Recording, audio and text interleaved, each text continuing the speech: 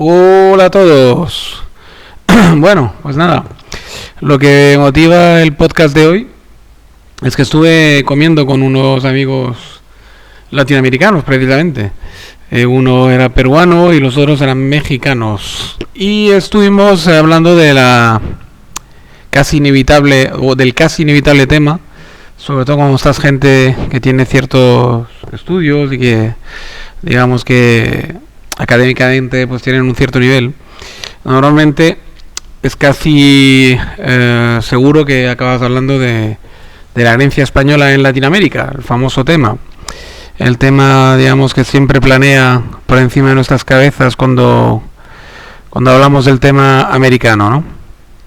Entonces, evidentemente, no fue diferente, ¿no? Durante el transcurso de la comida, pues por ahí por los postres, el tema saltó, ¿no?, a la palestra.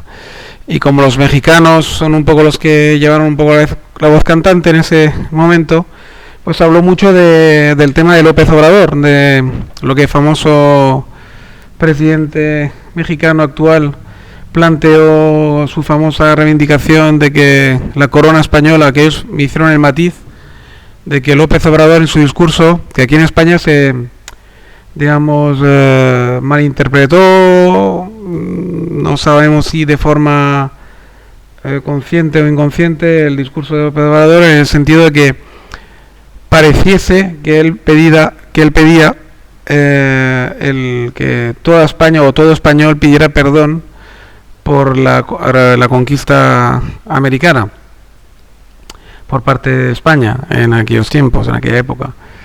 Y ellos me matizaron que no era así, que no se pedía perdón, o sea, no se le pedía que todo el pueblo español pidiera perdón por la conquista americana, sino que la corona española fuera la que pidiera perdón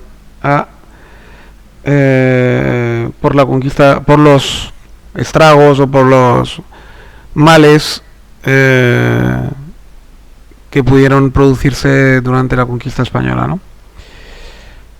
Y aquí pues se criticó, digamos, la totalidad del discurso, ¿no? Y verdad que se hizo más bien hincapié en que pareciese que se pedía que todos los españoles pidiéramos perdón, ¿no? Y yo empecé haciendo la defensa de que evidentemente pues el pueblo español en sí no tenía demasiado que ver con la invasión de América, sobre todo habiendo pasado 400, 500 años, que hay que redimensionar la población española de aquellos tiempos, que era, comparado con la de hoy en día, ínfima, y que hay que redimensionar que dentro de la población de aquellos tiempos tampoco fueron demasiados españoles que digamos de América, porque realmente siempre fue un puñado de españoles los que llevaron el virreinato, y de españoles, digamos, de a pie, soldadesca simple o marineros simples, fueron muy poquitos también. Y por lo tanto, familias que tengan algún descendiente que participara directamente de la conquista de América, entre el pueblo llano español, pues hay muy poca gente, probablemente, ¿no? Por lo tanto, digamos que haciendo todos esos matices, yo creía que el pedir perdón es una ridiculez, ¿no?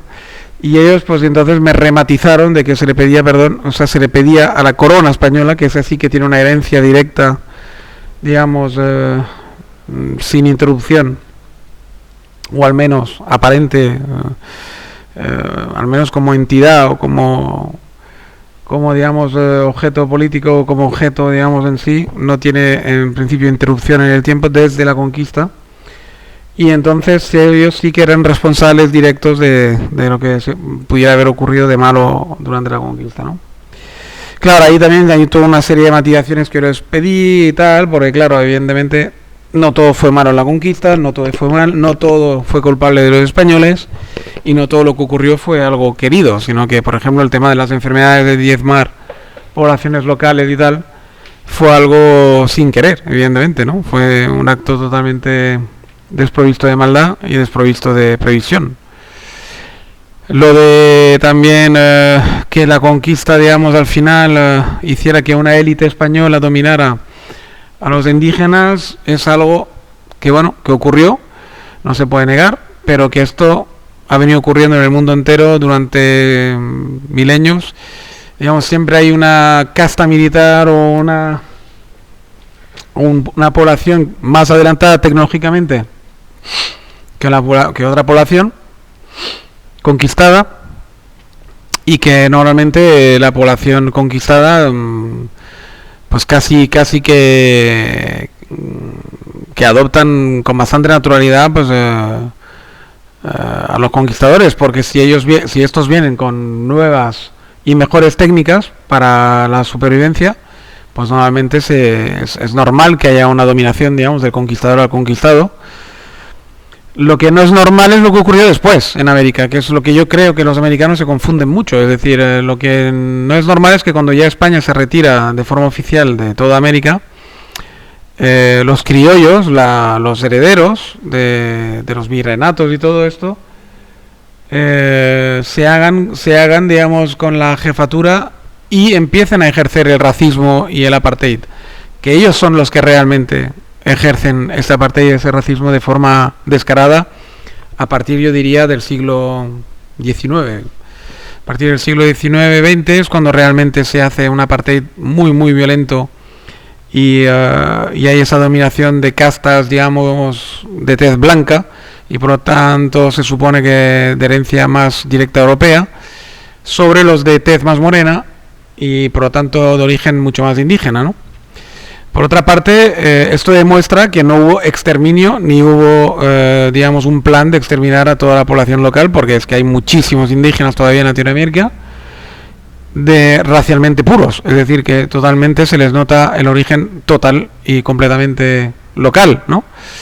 Por lo tanto, no ha habido ningún plan de exterminio, ni muchísimo menos de la parte española, al menos. Lo que sí ha habido es una dominación brutal, y con algún plan de esquilmar, incluso en algunos momentos, sobre todo en las selvas y en los sitios donde había recursos naturales que quisieran extraer la élite criolla y mestiza, que ahí sí que ha habido realmente razzias y ha habido realmente maltrato, pero es que todo eso no es culpa de España, es culpa de los criollos que se hicieron con la jefatura de la herencia española, en todo caso. Y en ningún momento se puede culpar, por lo tanto, a la España actual, ni muchísimo menos de lo que ocurre actualmente en Hispanoamérica, ¿no? En Latinoamérica.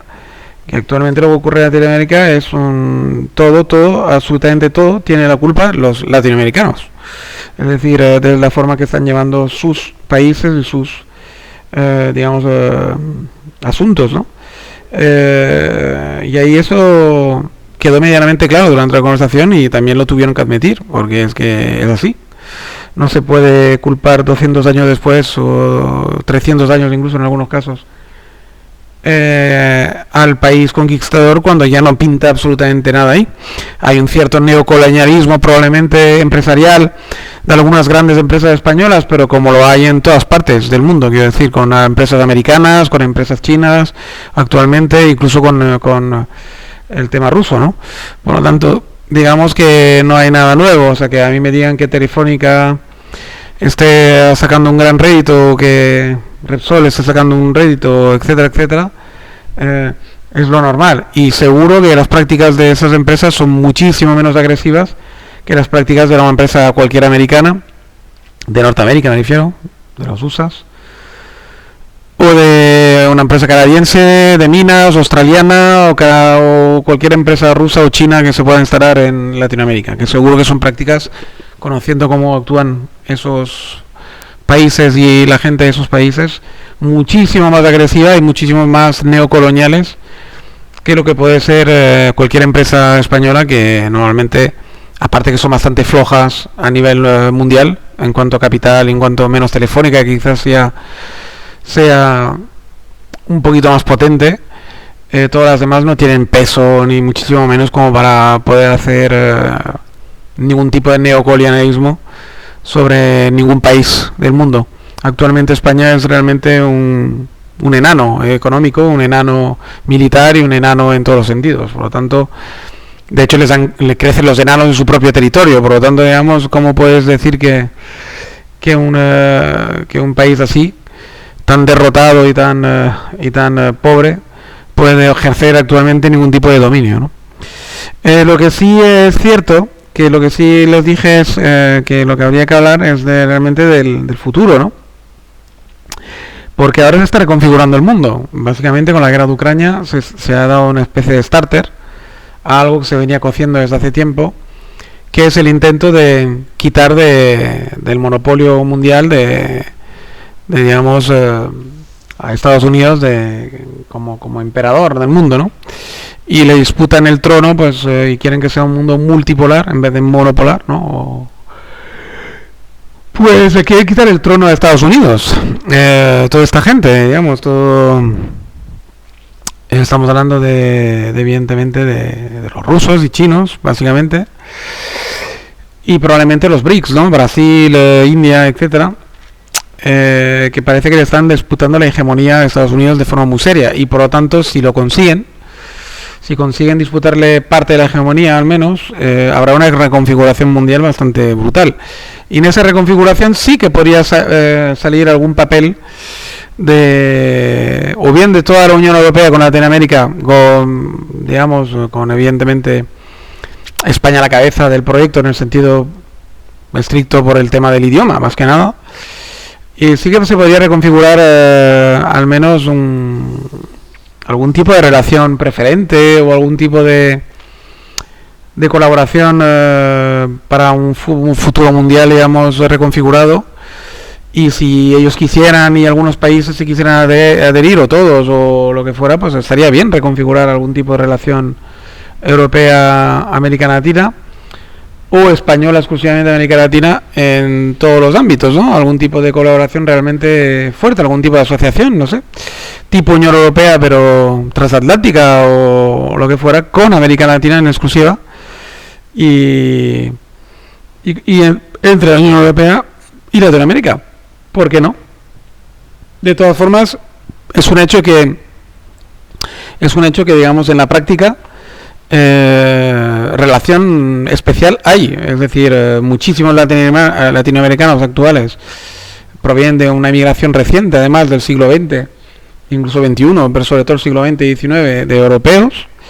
Tienen un origen europeo claro, del cual no reniegan casi ninguno. De hecho, está lleno de americanos con origen italiano, por ejemplo en Argentina, Uruguay y tal, que piden la nacionalidad española o italiana para poder vivir en Europa o poder hacer una vida a caballo entre Europa y América. Está lleno de europeos que siguen emigrando a América, está lleno de americanos que siguen emigrando a Europa, y sobre todo a España, por un tema de afinidades lingüísticas y culturales. Y entonces no veo por qué no se pudiera establecer una relación que fuera un poquito más allá. Es decir, que fuera una relación especial en todo, ¿no? En comercio, en militar, en asuntos militares, en todo tipo de asuntos que se podría dar pues una colaboración para contrarrestar por una parte el poder americano en Latinoamérica y el poder, chino, que al parecer es cada vez más